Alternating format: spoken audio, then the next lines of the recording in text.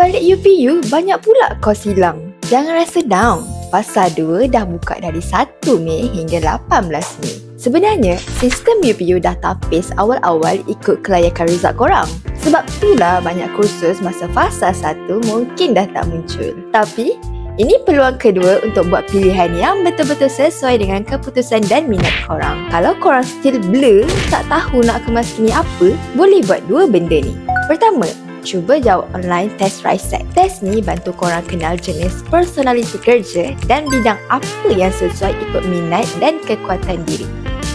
Ramai yang guna test ni untuk buat pilihan dengan lebih yakin. Lepas jawab test RISEC, kita akan terus dapat list pekerjaan yang sesuai dengan personality kita. Kedua, follow Mudah dan bookmark video ni siap-siap. Sebab sepanjang bulan ni, kami akan kongsi tip laluan alternatif kursus yang high demand dan info-info penting yang boleh bantu korang masa-masa universiti nanti. Ingat, jangan pilih ikut kawan.